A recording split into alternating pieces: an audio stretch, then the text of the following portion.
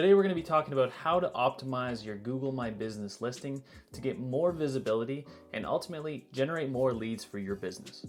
Our goal today is to get your business to qualify for that map pack in the top 3 in Google search when someone is searching for your business's services. We're going to be building off of some proven ranking factors from Google themselves, as well as a case study that was done back in 2018. These are also the things that I have done to generate thousands of calls a year for our Google My Business listing. So let's get started.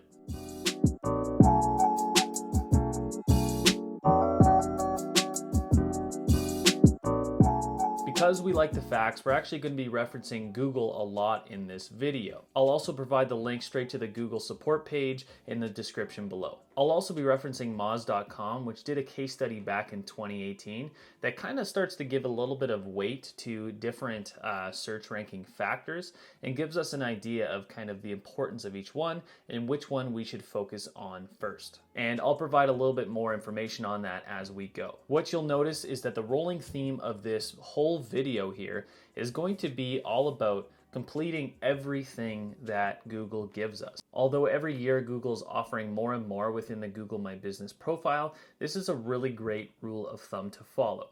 And if you take a look directly in the Google support page, it's actually the very first thing that they show, and that's entering in complete data. So keep that in mind as we move forward here, and you'll also notice that I put timestamps down on the description so you can skip ahead anything that you have already done. So let's go into it. Let's start by signing right into our Google My Business dashboard. I've actually signed into 2 different locations that I manage here. One is a marketing agency and the other one is a home service business, and you'll see a bit of the differences between the two.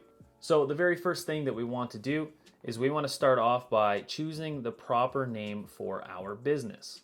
As you can see here, we want to enter in the full business name. We don't want to stuff keywords into the title. It's actually against Google's guidelines and can get you penalized.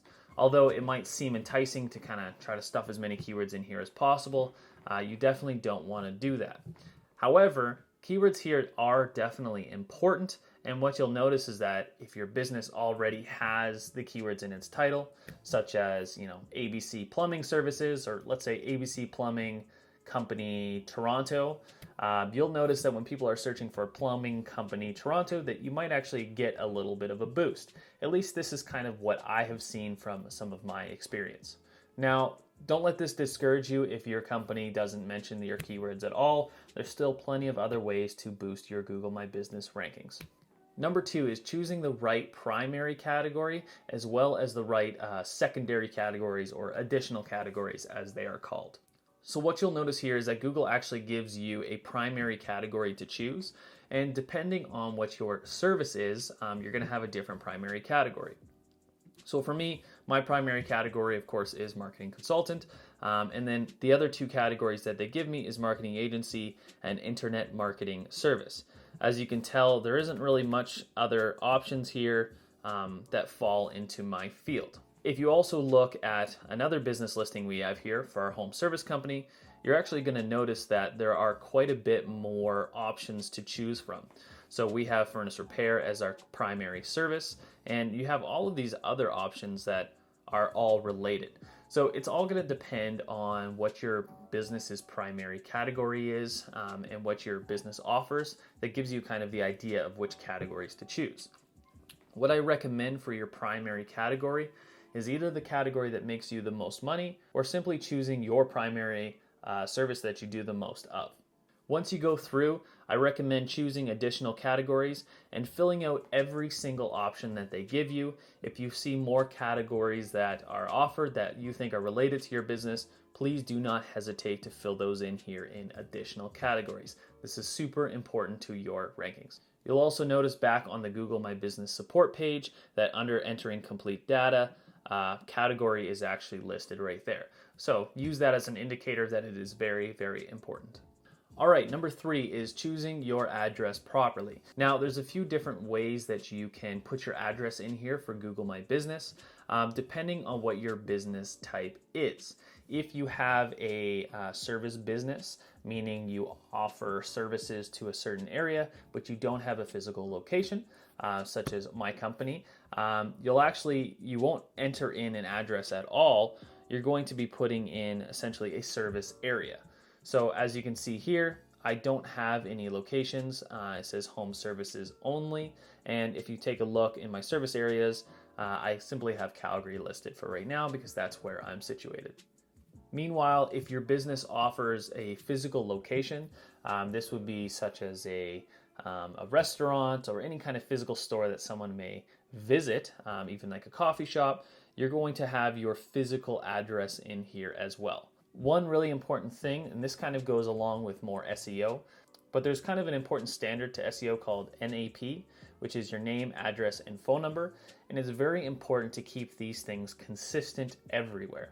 So whatever you choose as your address on your Google My Business listing, make sure that's the identical address on every other listing online. That's including Better Business Bureau, Facebook, and any other things where you have a business profile page. If, for instance, you have suite number followed by address, make sure you keep that consistent with every listing. It'll give you a little boost. Now, if your business has a physical location as well as a service area, that is more than okay. You can enter both of those things in. Now, keep in mind a really important ranking factor that we don't actually have control over is proximity to the searcher. So if our business is closer to the person searching, there's a better chance that we're going to show up in that map 3-pack versus if you're further away. So what you're going to notice is that if you're a service area business, or let's say you're operating in one big city and it's surrounded by small cities, it's going to be a lot harder for you to show up in that 3-pack in those small towns nearby versus the local city that you're operating in. You'll also notice that in the Moz survey done, that the second most important thing here is actually the physical address in the city of search. So that means if you're in town A, but you also service town B, if someone's searching in town B, they're going to get more preference. So those local companies might actually get a little bit more preference to get into that local map pack. The only way you can really solve this is by having an office in that area. And quite frankly, sometimes it's just not worth it. Also, if you are liking this content so far, please feel free to like and subscribe below. I try to make as many videos as I can on marketing, website stuff, Google ads, Facebook ads. So subscribe below for future content and give this video a like if you've enjoyed it so far. Number 4 is choosing the right hours for your business. So most people make the mistake of essentially just putting 24 hours a day, hoping that their business is going to show up more often. And I mean, you could do this, but you also want to think about the customer experience here. If you're saying that your business is open 24 hours a day and at 6 o'clock p.m. someone's trying to call you and they can't get through, it's just a poor customer experience. And you really don't want that to happen. You want people to be able to see when to call you so that they know and can actually get a hold of somebody. You'll also notice on the Google My Business support page as well that one of the key important parts here is keeping your hours accurate. So you definitely want to do that. What you'll notice here is there's actually 2 more sections to add hours to. So in the current dashboard, you have a section for adding more hours. This would be, for instance, if you have special hours for your services. If you're a restaurant, you can see here there's like brunch or takeout or certain time frames you want to set extra hours for. Definitely go ahead and fill that out if that's relevant for you. And the other section here is called special hours. So this is typically for holiday hours. This is really, really important to fill out. What you'll notice is that if you've ever done a search for a business on a holiday Monday and you get that little notice that says business hours may vary, that basically just means that that company didn't fill out this special hours section. So by filling this out and giving the right information, there's a chance or there's a likelihood that Google's going to prefer your business because you have already proven that you are given accurate hours, and based on their landing page here, they say to keep your hours accurate. So if you're doing that, that's a really good sign. Now, what I recommend doing is simply just doing all of your holidays in advance. It saves you from having to remember to do them a couple days ahead of time. You can just schedule a few months out or whatever it allows you to do. So that's a really easy way to stay on top of this. Number 5 here is a relatively easy thing to do, and it's called your profile short name. It's been introduced just recently, and it's basically just Google giving you kind of an @ or a handle similar to Twitter or Instagram. Basically, set it to your Google business name. It'll also help you when you go to share your link for asking for reviews, which I'll talk about in a few minutes here. But yeah, simply set your business name here. Once again, what we're doing is entering in complete data. We don't want to miss any part of our Google My Business profile. Number 6 is pretty easy as well. It is your appointment links. Essentially, it's just a spot that if you have a URL for someone to book an appointment at, such as a massage or a service, you can just provide a simple link to go right to there. What I like to do is essentially just put it to your contact page if you don't have a booking service page. I might find that works quite well. Basically just a page that has a form on it that someone can fill out quite easily. Number 7, so we're getting into the products now. So Google has now kind of offered this section in your Google My Business page, similar to kind of a Google Shopping, and it's essentially products. So when you click on products, basically it's self-explanatory. It allows you to add every product that you offer. This allows you to put different keywords here for the products that you offer. Think about these as standalone products, something that you could sell by itself. If you offer a service, there's actually a separate category that we're going to jump into right after that for that. So when adding a product, simply just click add a product, add the photo, you can see the product name, you can have a category, you can create those categories as well. So if you have different products within categories, it's just an easy way to keep everything organized. You can also set your price and of course the description.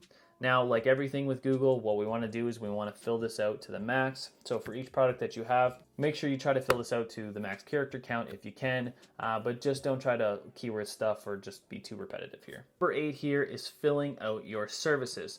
Now, this is going to vary slightly from products. What you'll notice is these services are tailored to the categories that you've chosen. So basically you're adding services under every product category. Some of them may be recommended. I definitely recommend using those ones. But any services that you provide under each of those categories, definitely fill out and try to fill the character count if you can. Once again, don't keyword stuff or try to make it too redundant.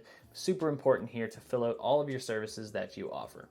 Okay, we're gonna jump ahead here into number 9. Number 9 is all about reviews. Now, personally, I think reviews are the most important part of your business. If you take a look here at the Google My Business support page, you'll actually notice that it shows managing and responding to reviews is super important. This is a really key area that many people miss. It's not only asking for reviews, but when you get those, you want to respond to those reviews. It says right away here in the very first sentence, responding to reviews that users leave about your business. You want to be able to reply to those reviews as soon as they come in a very timely manner. This shows your customers that, one, you're responding to them. It's showing Google that you are continually updating your Google My Business profile. And also, when you get those negative reviews, it shows customers that you know how to deal with negative feedback and you know how to support customers when they have issues.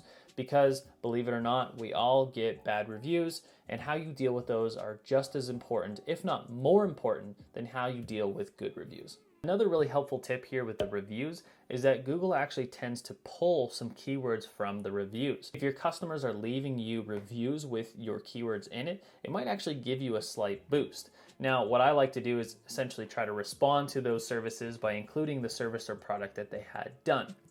So for instance, somebody's coming to me for Google Ad services. I might say something along the lines of, thank you very much. I'm glad that you've had a positive experience with our Google Ads management, or something along those lines. I know that's kind of rough, but you kind of get the gist of how it should work. Try not to keyword stuff here. Make it genuine, but don't be afraid to throw in a couple little keywords where you can.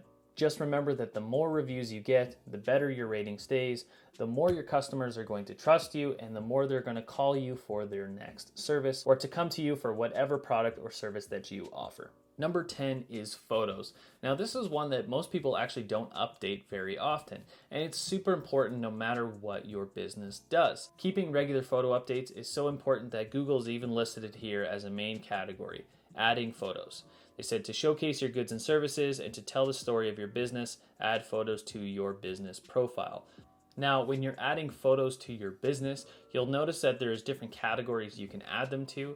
I recommend trying to get as many photos as possible on here and at least include 5 in every category. The more photos you add and the more regularly you add photos, the better off you will be. If you're a business like a restaurant, you'll even notice that there's a category for your menu. So taking some photos of your menu or uploading that will help you there as well. Also, make sure you upload professional photos, and you want to upload high quality photos here. If you upload low quality photos or just not great looking photos, it might actually look poorly on your business. So be sure that you are looking your best when you upload your photos. Number 11 is actually the Google Posts. So within Google Posts, there's a few categories that you can choose from. There's the Google Posts, there's events, you can add offers. There's even a little COVID-19 update right now. Make sure you're using this as often as possible, and keep in mind that when you're making posts, they expire every 7 days. So I typically recommend getting 3 posts out and kind of setting a calendar reminder so that you can remember to set that post again in 7 days. At the current moment, I don't believe that there is a way to schedule these, unfortunately, so you have to do them manually, but it's also a really quick and easy way to set you apart from your competitors who aren't posting regularly. If your business has any offers or any sales, this is a really great way to promote those, and it's a really quick and easy way to get some extra clicks to your Google My Business profile. For number 12, we're going to jump back into the info about your business, and this is just the highlights. Essentially, there's just a few little check marks that you can add depending on what your business offers. If you're a hotel or if you're a service business, they're going to be slightly different from each other. So make sure you check this section and check off anything that applies to your business. Number 13 is basically just writing a business description. Now, I don't believe that keywords are super relevant or important here, but it's always a good place to kind of plop them in just in case. I also find it's a really great place to tell your story, make it brief, and also, just your value proposition of what you offer to your customers. Now, of course, some ranking factors we simply don't have control over. We mentioned one before with the proximity to the searcher, but here's one that we kind of do, but kind of don't have control over.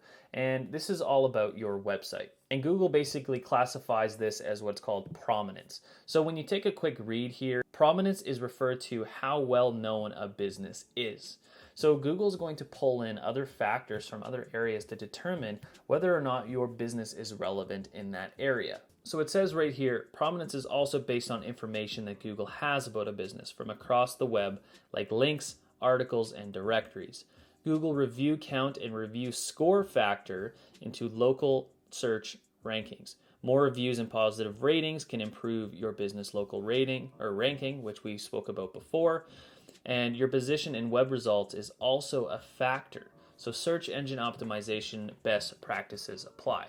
Basically, what they're saying is that if your business and your website is already ranking on the first page of Google, you might get a little boost in the Google My Business map pack. So keep that in mind when you're looking here, and if you're struggling to get up into that 3-pack, that this actually might play a factor here. What's really important is basically following best practices for SEO. That's a whole nother video, but for now, it's just something to keep in mind for your Google My Business ranking. Now, because we don't want this video to go on for too long, number 15 is basically going to be categorized as miscellaneous or everything else. What I recommend is actually taking a look at the link down below. It's a survey done back in 2018 by a company called Moz. They're well known in the marketing industry, and if you take a look, they give you a little pie chart here based on what their survey is showing as prominent or important ranking factors. So just going through here, you'll see a lot of the things that we have already discussed. This is such as categories, keyword, business, and title, link signals. This is inbound anchor text, linking domain authority. So that's kind of the SEO of your website. But as you scroll down a little further here, you're going to see top 50 local pack finder factors. I recommend just going through each individual one and just educating yourself a little bit with all of the ranking factors and where their importance is. You'll even see some things that we didn't mention, like embedding your Google My Business profile, the map basically, onto your website. I recommend doing that somewhere into the contact page. And you're just going to see a bunch of other factors here that are really good to go through and to take a look at. That's all I have, and we've officially gone into 15 plus things that you can do to optimize your Google My Business listing. Please feel free to leave a comment below if you have any questions. If you want to see any future videos that are specific to anything, I can make those up for you as well. And I look forward to hearing from you. And also don't forget to follow and subscribe. Thank you so much for all of your time.